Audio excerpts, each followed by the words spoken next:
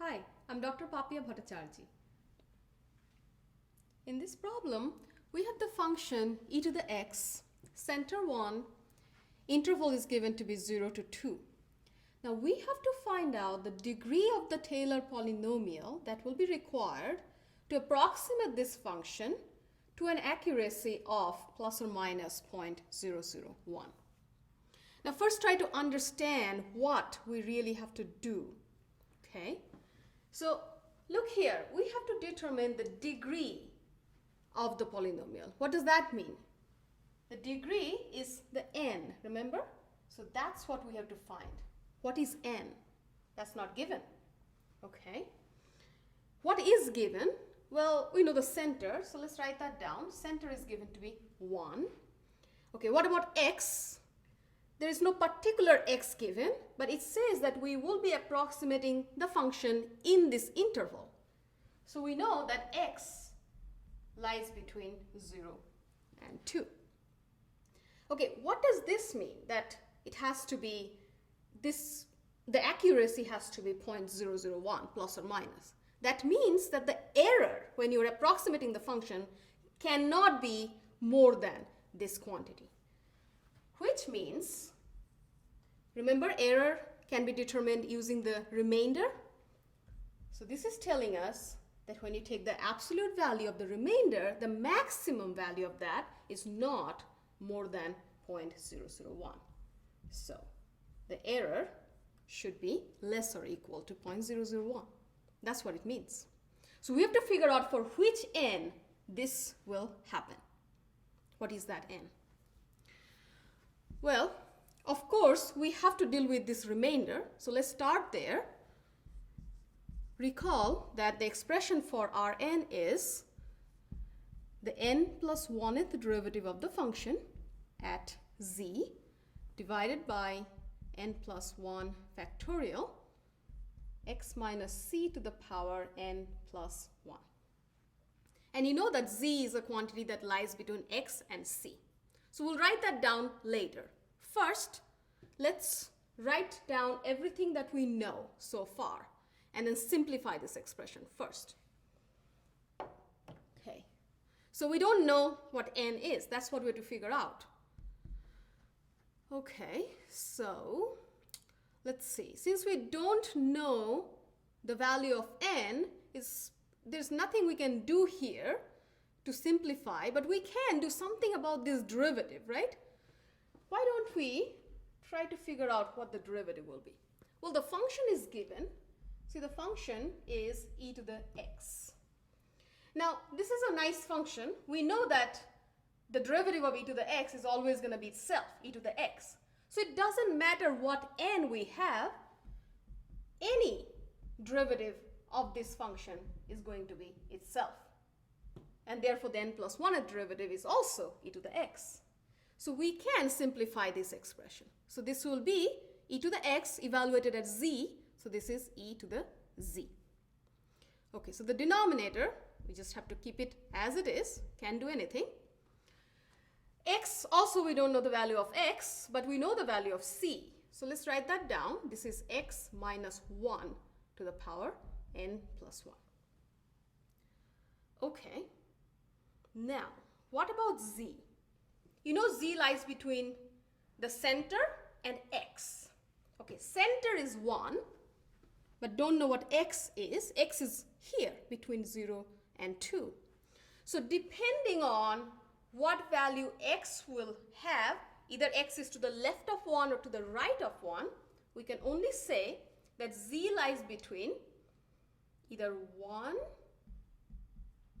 and 2 or 0 and 1, right? Because 1 is the center and x can be wherever between 0 and 2. Okay, so this is what we know about c. So there are lots of different variables that we have to get rid of in order to figure out what n is. Now, also recall that error is calculated by taking the absolute value of Rn. So let's do that. Let's take the absolute value. And we know this absolute value has to be less or equal to 0.001. So first we have to figure out the maximum value that we can get from this expression. And then we will make that smaller than 0.001. Okay, so this is equal to absolute e to the z. And then x minus 1, we don't know if there will be a negative, so put an absolute value there. And then n plus 1 is always positive, so we just keep it as it is. Now we try to get an approximate maximum for these two expressions. Okay, so look here. Z is either between 0 and 1 or 1 and 2, which means that z is between 0 and 2, right? Now, then e to the z will be between which two numbers? Well, we don't need the lower number, we just need the maximum. If z is smaller than or equal to 2, e to the z will be less equal to what? E square. And what is e square? Well, get an approximate. We don't need the exact value. It's smaller than 8, right? We can get an approximate value. So we start writing here, this quantity is smaller than 8. Okay, so this part is done. Now let's look at the x minus 1 factor. To do that, why don't we go here? Okay, we know that x is between 0 and 2. So if you want, you can even draw a little number line here.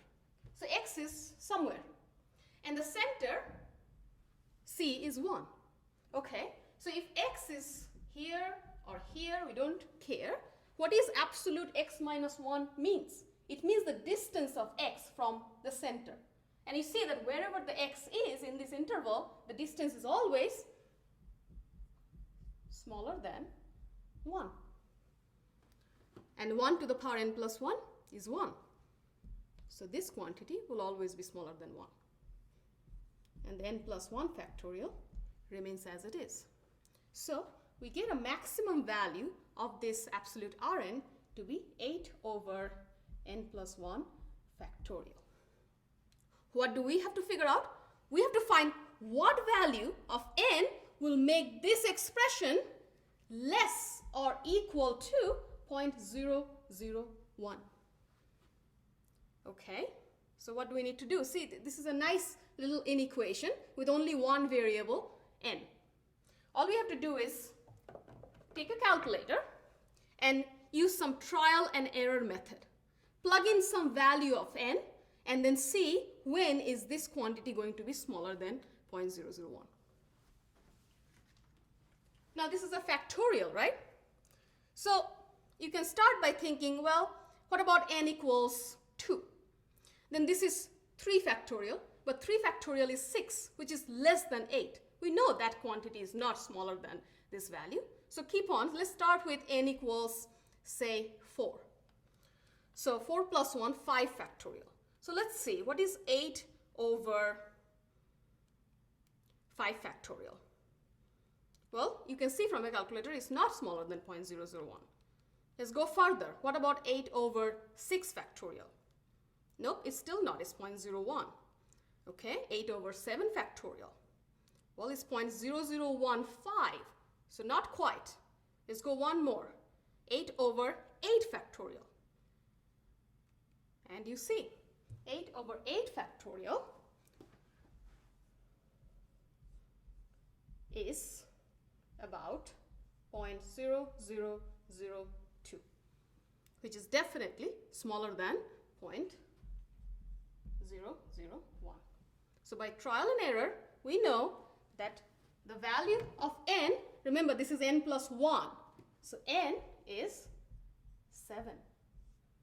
So we need at least a 7th degree Taylor polynomial to approximate this function in this interval so that our accuracy can be less than 0.001.